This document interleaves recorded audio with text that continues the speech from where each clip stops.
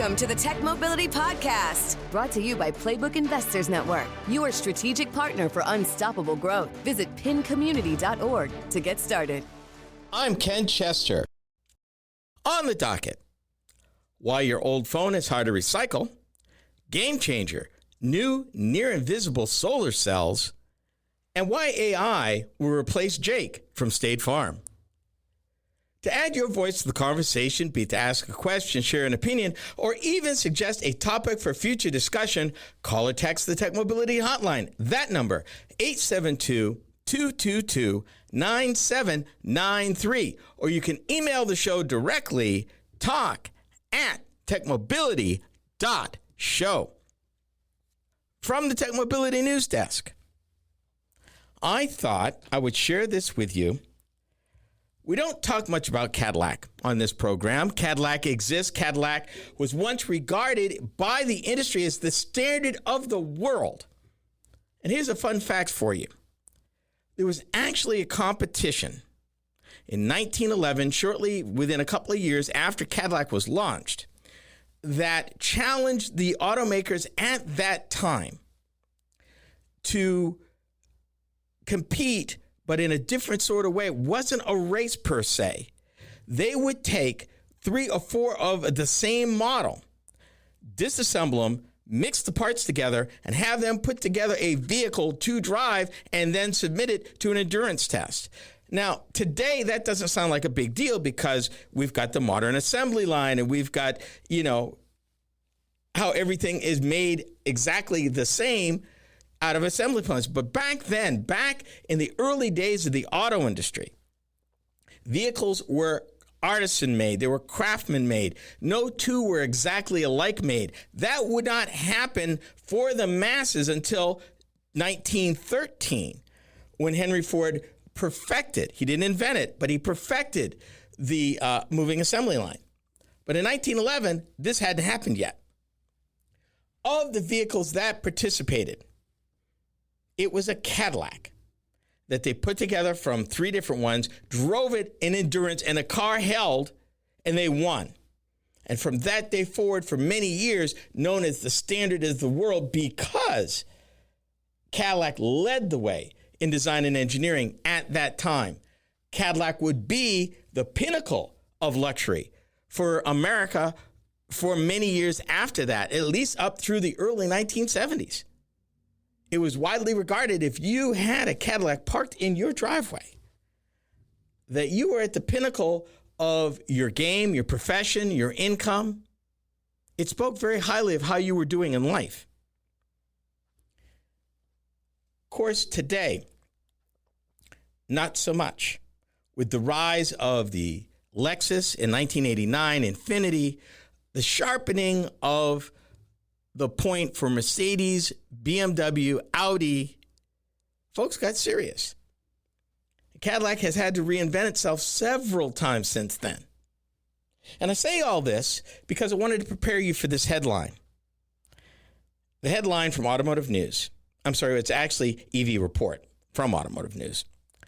Cadillac has crossed 100,000 cumulative U.S. EV sales roughly 4 years after the Lyriq launched. Here's something even more impressive. With 3/4 of buyers new to Cadillac. Now, that may not sound like a lot, considering on average, there's, F-150 sells in the hundreds of thousands, just that model. But here's something I want you to pay attention to.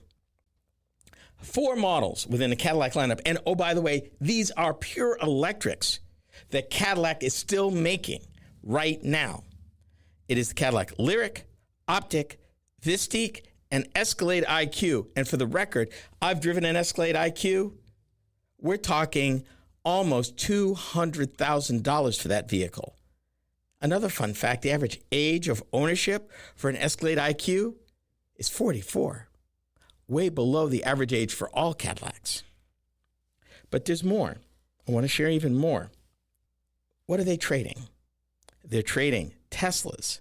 They're trading Mercedes-Benz, BMW, Audi, and yes, Lexus. They're trading them in, wait for it, a Cadillac. And not just any Cadillac. One of these 4 models, Cadillac Electrics, pure electric EVs that GM is building today and Cadillac dealers are selling with success. As of the first quarter of 2026, according to Cox Automotive, the number 1 luxury EV make in the United States of America, it's not Tesla, it's Cadillac. It's not Lexus, it's Cadillac.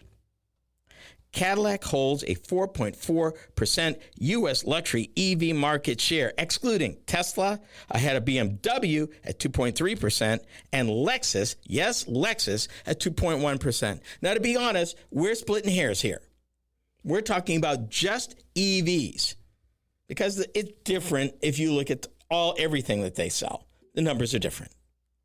But when it comes to EVs, a lot of people thought that the industry would just collapse on itself when the government stopped subsidizing EV sales. People thought, oh, nobody will buy EVs now. Oh, they see, because the government was trying to force us to buy them. Now, oh, my goodness, no, we're not going to buy these. But, big but, not only are EVs still around in almost any price point now, but EVs, while down from the back when they had the rebates, yeah, it's not at that level, but they did not collapse and go away.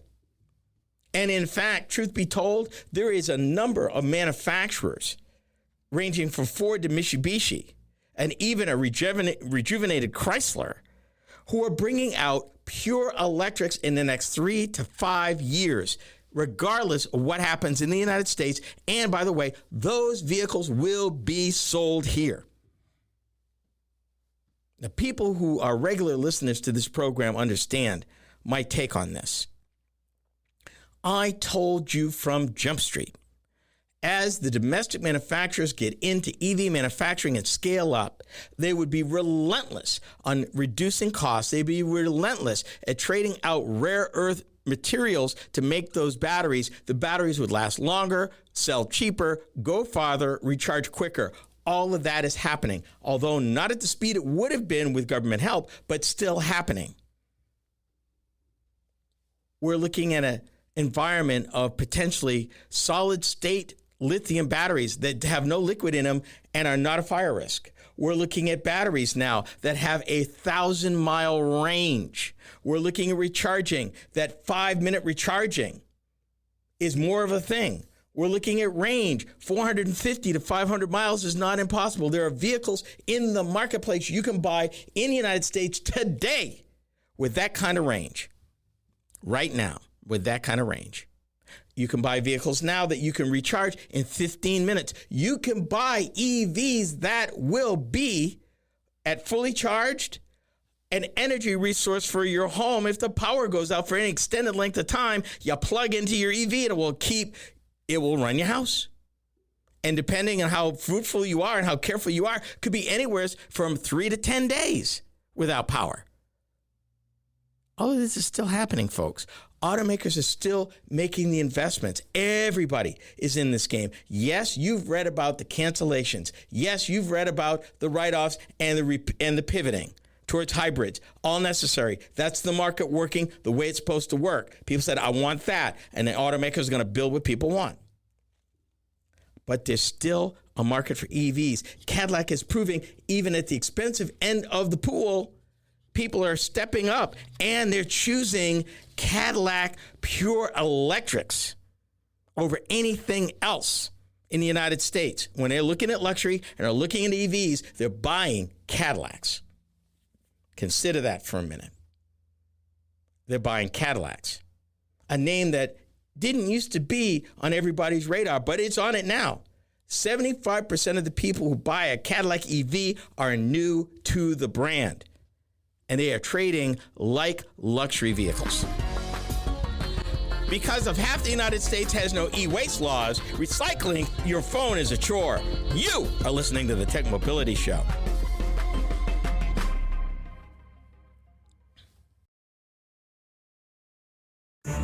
You've heard me talk for years about technology, disruption, innovation, and adapting to change. But the one thing I've also learned in more than 3 decades in business is this. Most people never start because they think they don't have enough time. That's why I wrote 2 Hour Entrepreneur, a practical guide for building a real business in just 2 focused hours a week. Available now on Amazon, Kindle, Goodreads.com, and KennethJChester.com. 2 Hour Entrepreneur, because your future deserves 2 hours.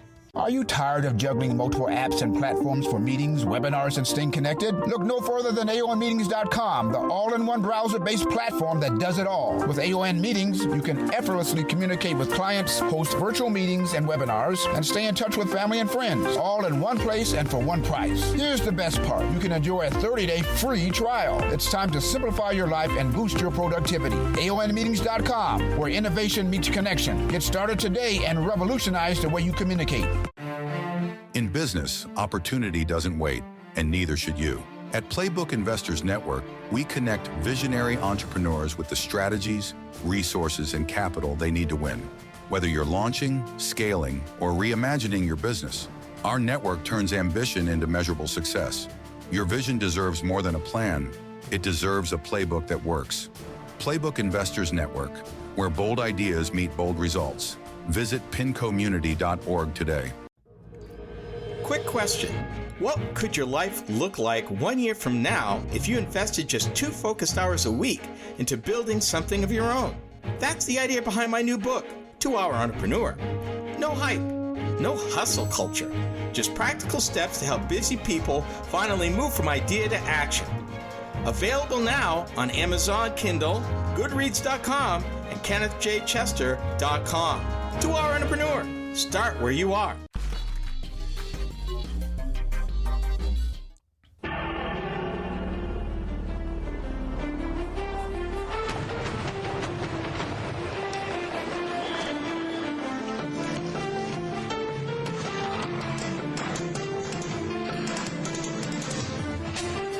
Chevy Blazer with the driver control system. A little security in an insecure world.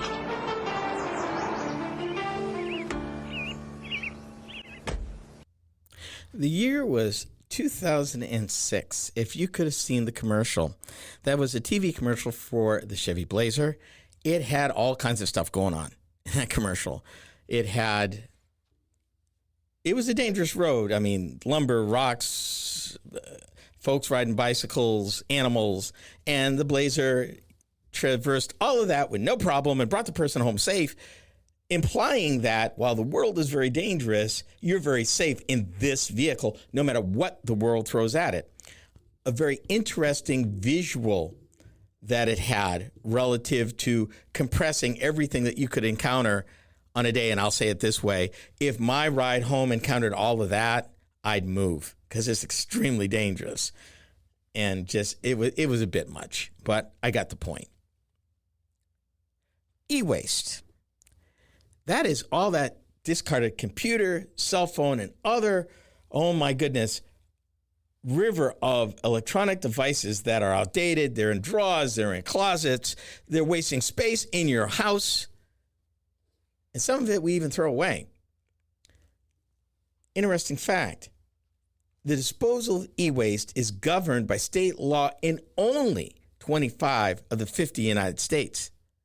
And that means that half of our country has no laws at all about the tsunami of e-waste that America discards annually. And let's not even begin the discussion of the inconsistencies in each of the current laws. In other words, it's a mess. This is Topic A. This conversation started a few years back, although the issue has been going on for decades. Listeners when we talk about EVs, they say, yeah, but what about the batteries? What are you going to do about the batteries? Oh my God, the batteries. And they were talking about the EV batteries. Truth be told, the EV batteries are just a fraction of the larger problem. Part of that problem is in your pocket right now. Your cell phone, all the electronic gadgets you've bought for the kids down through the years that they don't play with anymore, that they've put away, all the batteries, whether they're cell phone batteries or just AA's, AAA's, whatever, your laptop that stopped working in 2017 that's just been in a closet because you don't know what to do with it, all of that is e-waste. Yet, we don't have a comprehensive national policy to handle it. So much of that could be resolved because it's disingenuous for folks to get all up in arms about EV batteries when we have had this problem. The current or the modern cell phone as we know it has been around, if you count the iPhone, since 2007. We've had basic cell phones before that, going back at least back into the 80s.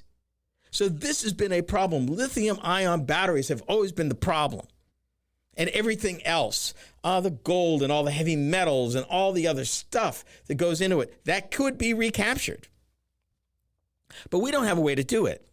And even when the states have laws, they're so disjointed and uncoordinated. If a local company was to say, you know what, we want to be ecologically responsible. We want to help be part of the solution to this problem. Problem is, depending where they're at, the law, or lack thereof, may not be of much help to them. And because of the difference across the country, they really can't build anything. People really can't build anything to get scale. Because you're going to spend that kind of money, particularly in handling the risk, and because you still have a charge, so there's a risk of fire or worse, even in the little batteries. We heard that, 10 years ago, there was a rash of lithium battery fires that were in like hoverboards and personal computers. We had that whole rash there for a minute. That's still a problem. That's still a problem. And interestingly enough, very rarely, and even to this day, very rarely, we're talking about EV batteries. All of that stuff was happening with the smaller, the chemistry was the issue. Don't get me wrong. Lithium ion as a slurry is a problem for so many reasons. But consider this. The states that do regulate e-waste disagree on almost everything. If you had two states together that both had e-waste laws, you couldn't run in those two states the same way because the laws are different. Let me give you an example. In Illinois, they banned certain electronics from landfills outright, but imposed no mandate on who collects it or how. Other states set collection targets. Like in Indiana, they order manufacturers accountable to take back 60% of the total weight of everything they sold a year before. How do you even monitor that? In Maine, they make manufacturers foot the bill for shipping and recycling, but get this, even for products made by companies that have gone out of business since. Now, who's going to even foot the bill for that? And more importantly, where's it going and how are we going to do it? For a company operating across state lines, the obligations vary depending on product type, reporting cycle, fee model, and cost recovery structure. A company's New York compliance plan will not, for example, work in Texas. Now, to be honest, most states with e-waste laws start from the same premise. The manufacturers who made the products should pay to recycle them. I have no problem with that. And all but California and Utah have built their programs around that idea. But the details diverge sharply from there. Some states demand annual performance reports. Performance for what? Measuring how? Others set recycling targets or impose penalties for non-compliance. And as you might guess, yes, California is the outlier. Listen to this. The state charges consumers an electronic waste recycling fee when you buy it. Your cell phone, anything with an e-battery in it, you're going to pay an extra charge to the state of California. Goody, goody, goody. They use that money to fund a state-run network of certified recyclers. And depending on what it is, the fee could be anywhere between $4 to $6 an item. That stuff adds up. Depending on screen size, California expanded its program to include battery-embedded products such as cordless tools, toys, and small appliances. No other state has replicated this advanced recovery fee model at the same scale. Thank God. That's a nightmare. And then the question is, what can you do? How can you do it? And how do you get paid? How do you make money recycling in California? Because if you do it the California way, what you do in California won't apply anywhere else. And if you're going to choose one, probably California because of its sheer size. If you're going to build the scale, might as well be California, because that's the only way it really makes sense, realizing that whatever you build won't apply anywhere else. We need a national law, people. We need to work this out. This is a mess, and it's going to choke us and be dangerous. A new solar technology stays semi-transparent while generating electricity. This is the Tech Mobility Show.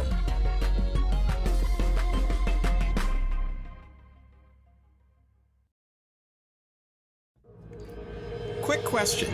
What could your life look like 1 year from now if you invested just 2 focused hours a week into building something of your own? That's the idea behind my new book, 2 Hour Entrepreneur. No hype, no hustle culture, just practical steps to help busy people finally move from idea to action. Available now on Amazon Kindle, Goodreads.com, and KennethJChester.com. 2 Hour Entrepreneur. Start where you are. Every great business starts with a spark, but taking it to the next level takes strategy, connections, and capital. That's where Playbook Investors Network comes in. We're your strategic partner for accelerating growth, navigating challenges, and capturing market opportunities before your competition does. Your business is more than an idea. Let's make it an impact. Playbook Investors Network. Your future starts here. Learn more at pincommunity.org. This is the coolest thing I've heard of in a while. Researchers at Nanyang Technological University in Singapore have developed near-invisible solar cells that, check this out, are 10,000 times thinner than a single human hair to turn sunlight into power. 10,000 times thinner than one strand of your hair. Imagine a car whose windows and sunroof can now help top up its battery while parked under the sun, or a pair of smart glasses whose lenses can harvest light to power built-in electronics. It's a thing. I'm excited, and this is topic B. Can you imagine the applications? Just for openers, I mean, it blows my mind. Let me say this again. This is semi-transparent. It lets through 41% of the light, meaning that you can use it like in a tint situation and build it in. You can imagine a windshield in every piece of glass in your vehicle, working to reduce the load, even if it's an internal combustion powered vehicle, to maybe run accessories. It means that they could build lighter vehicles. It means fuel economy could get better. It means if it's an EV, longer range. It means all sorts of things, because now you can generate literally, after the fixed overhead cost of installing it, you're generating electricity for pennies. Imagine buildings downtown, all of that glass now being used to generate electricity without adding a single power plant. And here is the best part. Unlike traditional solar panels, these new devices can also generate electricity under indirect and diffuse light conditions, meaning the sun doesn't have to be shining brightly for it to generate electricity. Diffuse light conditions, that's a cloudy day. Indirect, maybe in the shadow. Again, if you're in a city, you don't get penalized if you're not facing the light. You don't get penalized. Imagine that. So cool, too cool. The magic is something they call perovskite, which is a material known for absorbing sunlight efficiently at lower production costs than silicon. They're changing out the silicon that they're using for this lighter, almost transparent material. That is way too cool. Researchers said that large office towers with glass exteriors could eventually offset part of their electricity demand using the technology. Early estimates suggest some buildings could generate hundreds of megawatt hours of electricity each year if the solar cells scale successfully. Hundreds of megawatts, not volts, not watts, not just a little trickle. Hundreds of megawatts. Look around you. Theoretically, any surface, any glass surface, a window, a sunroof, a skylight can now be made to generate electricity even if the sun isn't out. How much more efficient can you get? If you don't think that at least EV manufacturers won't jump on this, and again, like anything they do, this is how this works. The researchers will scale and proof of concept. Once proof of concept is achieved, that not only can they replicate it, but they can replicate it at scale, they'll enter into contracts with manufacturers, whether it be automotive manufacturers or architectural firms or construction firms, to incorporate this technology in any new structure or even any reverse engineered structure using Windows or any sort of glass application. Glass, generating electricity embedded in glass. It makes the battery issue less of an issue, particularly as these things, as the automakers get into it, and it's like I always tell you, they will get costs down, scale up, and they will find ways to expand its efficiency. So while these are making history at less than, get this, 7.6% efficiency, it's less than 10%, and they're talking about all of this they can do at that. Imagine scaled up with an automaker, and they find a way to get 15%, 20%, 25% efficiency. What does that even mean relative to generating electricity? It turns the whole electric grid on its head.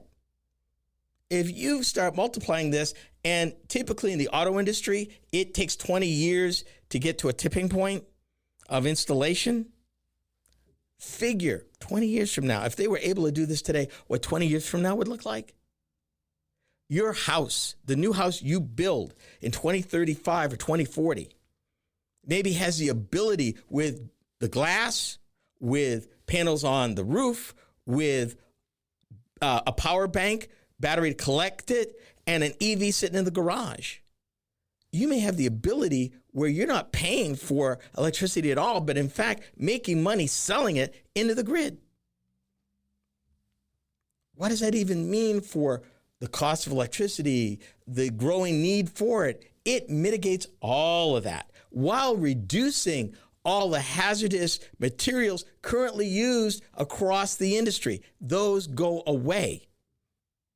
The demand for all this stuff just blows my mind. This is the neatest thing that I've seen because it is not hard to manufacture. It doesn't use solvents like solar cell manufacturing does, and they can make this almost to order. They can make it as thick or as thin as they need to make, depending on the application. All I got to do now, as it goes forward, as they scale to prove that it's feasible, the next step is to improve the efficiency. That becomes a slam dunk. If they double the efficiency, say from 7.6 to a little over 15%, they quadruple the efficiency over time. It gets better as we learn more about it and learn ways to coax efficiency out of the system, out of the manufacturing. People were worried that the need for electric power meant that we were going to have to build all kinds of power plants. We were going to need to build all kinds of transmission lines. I say not necessarily so. Not with inventions and breakthroughs like this. And this is the tip of the iceberg. There are a lot more where this came from. We've already talked about what the automakers have already achieved at getting away from rare earth minerals and scaling up and getting costs down. In the EV world, we're looking at faster charging, smaller batteries, and more efficiency. lower cost. Same thing here. More efficiency as they scale, spreading that cost, which is mainly a fixed cost. The maintenance cost drops to almost zero. And any building, I imagine, could be retrofit. So you could imagine an immediate cost savings and a payback that makes sense. This is happening, folks. And we're going to keep track of this as they work their way through the system, because I want to see the first auto manufacturer to incorporate it. And as soon as we figure out who that is, you'll know, because I'll tell you, because I want to experience that for myself. It's just too cool. But I can guarantee you this, it'll be in the next 5 years. If they can get this scaled in the next 6 months, it'll be in the next 5 years that we'll actually see something like this on the street. And by then, who knows? They may have already improved its efficiency from even now. Jake from State Farm, days are numbered, and it's due to AI. We are the Tech Mobility Show.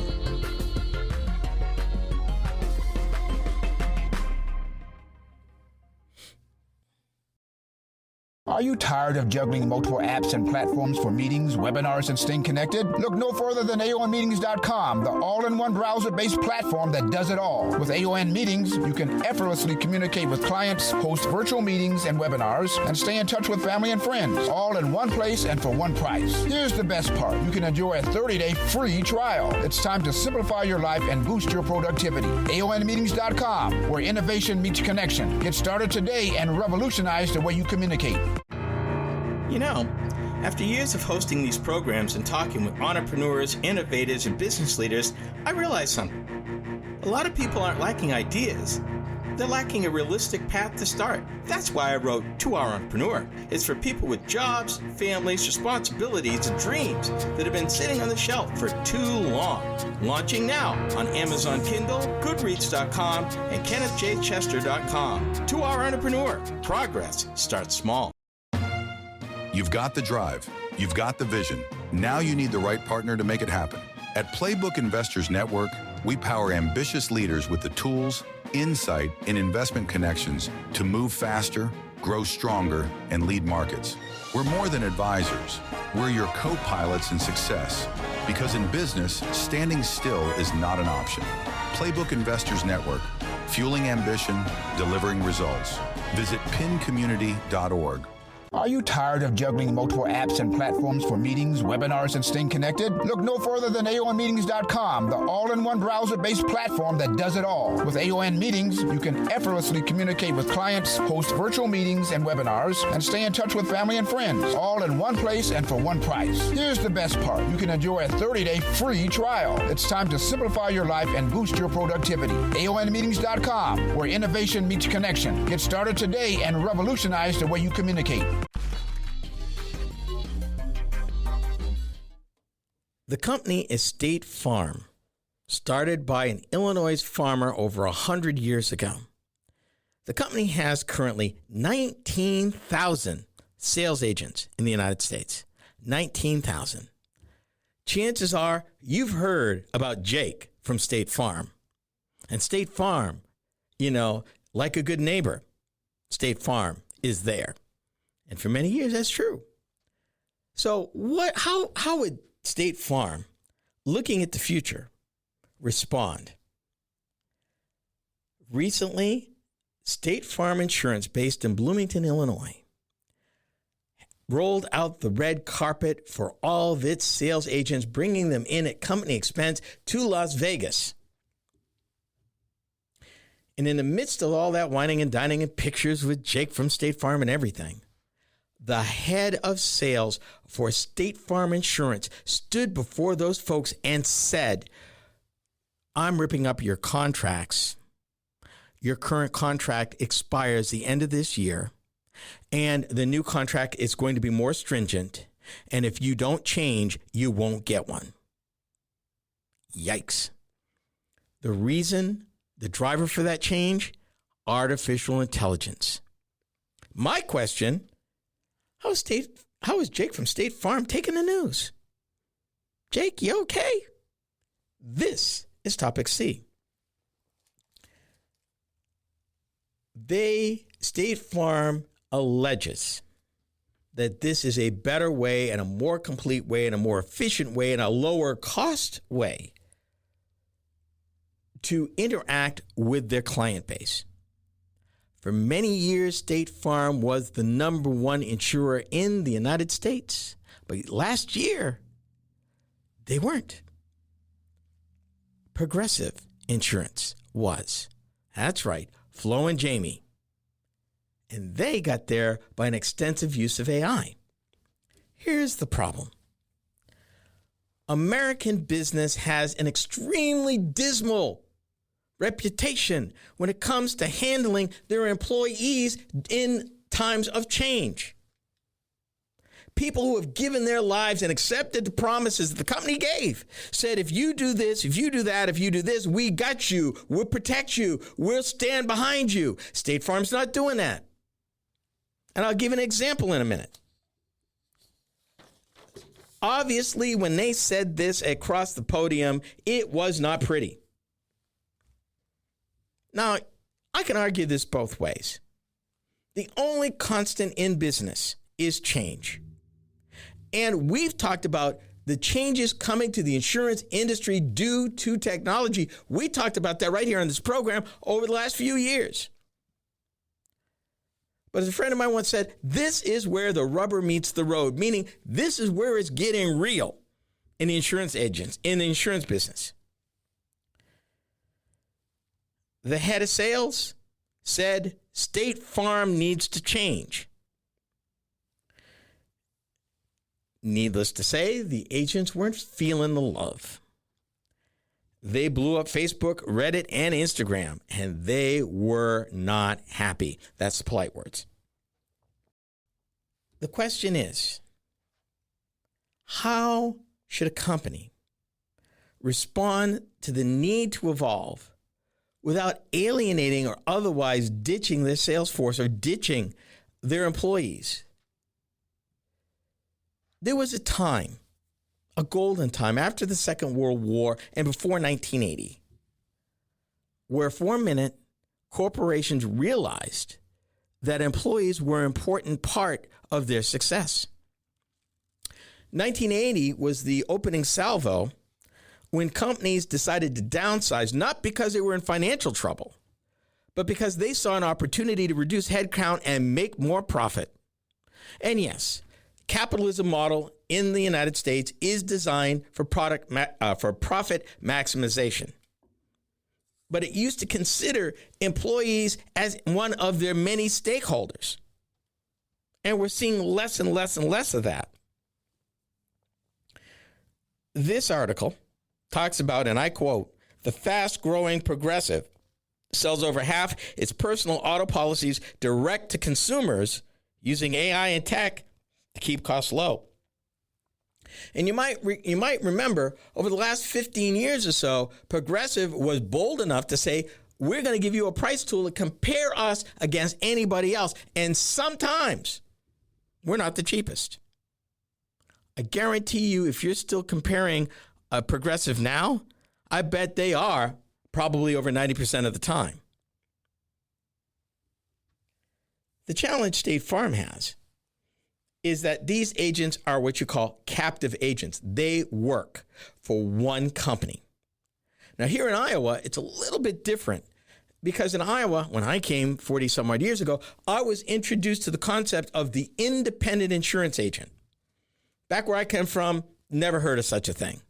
Out here, an insurance agent can choose to represent a number of companies. And the thinking goes that because they can represent a number of companies, they can shop for you and actually do a better job for you depending on your particular insurance needs and situation. Better than a one company agent like State Farm and others. The challenge is that, to be honest with you, because I've priced State Farm in recent years and found them to be considerably more expensive. So the man wasn't wrong. But the problem is how you go to, and this is a national problem. It seems that every time there's technology evolving, that the employees lose.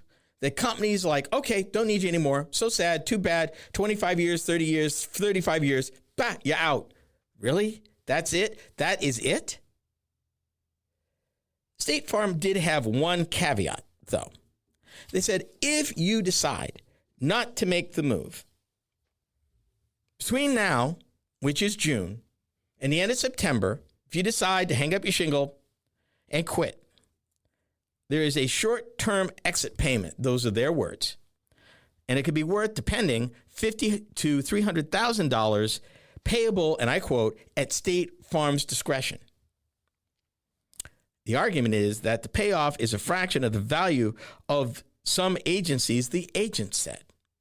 Plus, State Farm is breaking some long-term rules that they had already had with agents that have chose to retire before this. In the case of one fella who'd been an agent for 50 years, and he decided to retire last year because State Farm told him, we will pay you a 400-month Medicare supplement benefit until you die.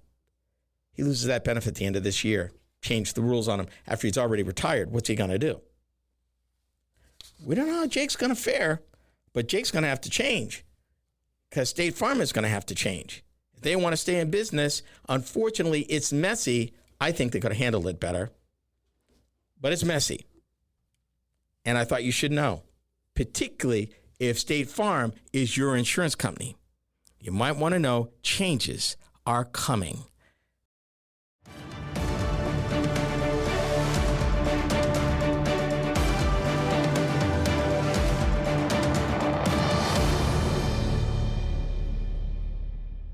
This is the Tech Mobility Podcast. If you've been waiting for the perfect time to start your business idea, let me save you some time. That moment probably isn't coming, but 2 focused hours a week? Yeah, most of us can find that. In my new book, 2-Hour Entrepreneur, I'll show you how small, consistent effort can create real momentum toward building something meaningful. Launching now on Amazon Kindle, Goodreads.com, and KennethJChester.com. 2-Hour Entrepreneur, built for real life. In business, opportunity doesn't wait, and neither should you. At Playbook Investors Network, we connect visionary entrepreneurs with the strategies, resources, and capital they need to win. Whether you're launching, scaling, or reimagining your business, our network turns ambition into measurable success. Your vision deserves more than a plan. It deserves a playbook that works. Playbook Investors Network, where bold ideas meet bold results. Visit pincommunity.org today. Are you tired of juggling multiple apps and platforms for meetings, webinars, and staying connected? Look no further than AONmeetings.com, the all-in-one browser-based platform that does it all. With AON Meetings, you can effortlessly communicate with clients, host virtual meetings and webinars, and stay in touch with family and friends, all in one place and for one price. Here's the best part. You can enjoy a 30-day free trial. It's time to simplify your life and boost your productivity. AONmeetings.com, where innovation meets connection. Get started today and revolutionize the way you communicate. You've heard me talk for years about technology, disruption, innovation, and adapting to change. But the one thing I've also learned in more than 3 decades in business is this. Most people never start because they think they don't have enough time. That's why I wrote 2-Hour Entrepreneur, a practical guide for building a real business in just 2 focused hours a week. Available now on Amazon, Kindle, Goodreads.com, and KennethJChester.com. 2-Hour Entrepreneur, because your future deserves 2 hours.